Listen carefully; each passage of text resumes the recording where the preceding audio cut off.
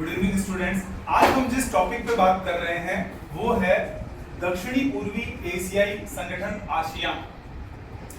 दो ध्रुवीयता अंत होने के बाद, जब विश्व में शीत युद्ध के बाद दो ध्रुव अमेरिका और रूस, इनके साथ साथ हमारे जो संगठन डेवलप हुए जिसमें यूरोपीय संघ और दक्षिणी पूर्वी एशियाई संगठन आसियान की स्थापना हुई। ये कैसे हुई? सबसे पहले इसका कारण, इसके पीछे कारण था कि दक्षिणी पूर्वी एशियाई देश जिसमें भारत, पाकिस्तान, अफगानिस्तान, चीन, म्यांमार, कंबोडिया, ये सारे के सारे देश यूरोपीय देश और जापानी देशों के उपनिवेश के रूप में रहे, यानी ये इनके गुलाम रहे। इसका मतलब ये आर्थिक रूप से पिछड़े हुए रहे। फिर उसके बाद में शीत युद्ध के दौरान दो महाशक्तियां अमेरिका और रूस, इन दोनों ने भी इन सभी क्षेत्रों में अपना प्रभाव जमाया किसी अपने खेमे में मिलाने के लिए। उस स्थिति में ये आर्थिक रूप से कमजोर हो गए थे। उस आर्थिक रूप से इसको ऊपर उठाने के लिए आसियान संगठन की स्थापना हुई। इसकी जो स्थापना हुई उसकी स्थापना में पहल होती है बांडुंग सम्मेलन से। एक सम्मेलन हुआ और इस सम्मेलन के साथ साथ उसी समय विश्व में गुटनिरपेक्ष आंदोलन शुरू हुआ, जिसके जो जनक थे फाउंडर नेहरू, नासिर, टीटो, इन्होंने दोनों गुटों में शामिल ना होके अपना नया संगठन बनाया, गुटनिरपेक्ष आंदोलन। फिर उसको थर्ड वर्ल्ड के रूप में, यानी तीसरी दुनिया के रूप में जाना जाने लगा।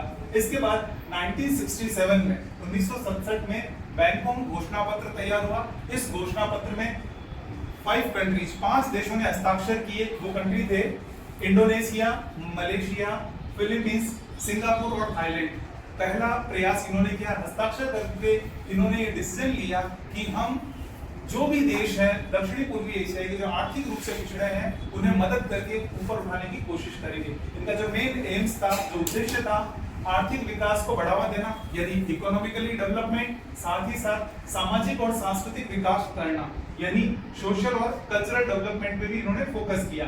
अब इसके बाद में जब ये देश इसके साथ जुड़े, थोड़े समय बाद में Brunei, Darussalam, Vietnam, Cambodia, Laos और म्यांमार, ये भी कंट्री इसके साथ शामिल हुए। धीरे धीरे ये काम चलता रहा। फिर 1994 में 1994 में आसियान क्षेत्रीय मंच तैयार हुआ, ARF। इस मंच का मेन पर्पज यही था कि जो पिछड़े हुए देश हैं वो अपनी बात रख सके, ताकि ये संगठन सहयोग करके उनको आर्थिक रूप से बढ़ावा दे सके। इसके बाद में जो इनकी पॉलिसी थी, जो नीति थी, वो आसियान शैली के नाम से जानी जाती है। आसियान शैली यानी ये क्या है? इसमें मुख्य रूप से सहयोगात्मक मेल मिलाप की नीति को अपनाया। यानी इन्होंने जो पॉलिसी अपनाई थी कि हम जो हमारे साथ वाले कंट्री, इनको हम क्या करेंगे, सपोर्ट करेंगे और इनके साथ मिलकर इनकी कल्चर को भी हम एक्सेप्ट करेंगे, हमारा कल्चर उनको देंगे और मिलकर काम करेंगे। जबकि कंपैरिजन करें तो यूरोपीय संघ में उन्होंने पॉलिसी अपनाई थी कि पॉलिटिकल रूप से उनको अपने अंडर में लेना। उन्होंने अपना पूरा का पूरा एक संगठन तैयार किया जिसमें उन्होंने कॉन्स्टिट्यूशन तक बनाने की बात की।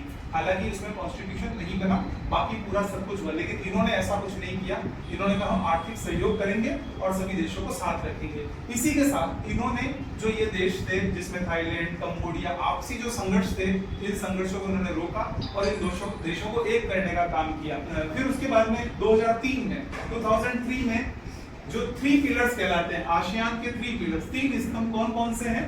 आसियान सुरक्षा समुदाय, आसियान आर्थिक समुदाय, आसियान सामाजिक और सांस्कृतिक समुदाय। यानी पहला जो सिक्योरिटी पर्पस से था, सुरक्षा समुदाय, यानी जो देश आपस में कोई झगड़ा होगा तो हम सपोर्ट करेंगे और उसकी मदद करके उसकी रक्षा करेंगे। दूसरा, फाइनेंशियल उसकी ग्रोथ करवाएंगे आर्थिक समुदाय के रूप में। और तीसरा था सोशल और कल्चरल डेवलपमेंट, यानी वहाँ का सामाजिक और सांस्कृतिक डेवलपमेंट किया जाएगा।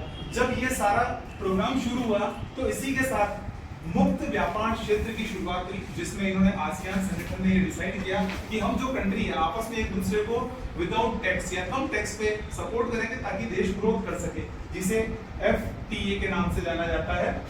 फिर इस संगठन में चीन और अमेरिका, इनने पहल मतलब स्टार्टिंग करी इनके साथ कि चलो हम आपके साथ ही व्यापार करना शुरू करेंगे। और धीरे धीरे, हालांकि यूरोपीय संघ चीन अमेरिका के कंपैरिजन में फाइनेंशियल इतना स्ट्रॉन्ग नहीं हो पाया, लेकिन फिर भी एक अच्छा प्रयास था जो पिछड़े हुए देश थे उनकी ग्रोथ के लिए। फिर 2010 में, यानी इससे पहले अगर हम पॉलिसी देखें तो धीरे धीरे आसियान में नए नए देश जुड़ने लगे और भारत भी इनके साथ, पहले इन्होंने मुक्त व्यापार में समझौते में साथ किया और 2010 के बाद भारत ने आसियान मुक्त व्यापार के साथ काम करना शुरू किया। तो हम कहें कंपैरिजन रूप से देखा जाए यूरोपीय संघ जितना स्ट्रांग नहीं है, लेकिन फिर भी दक्षिणी पूर्वी एशियाई संगठन के रूप में आसियान एक संगठन के रूप में बढ़ा और इसने देशों का आर्थिक मदद की। Thank you so much.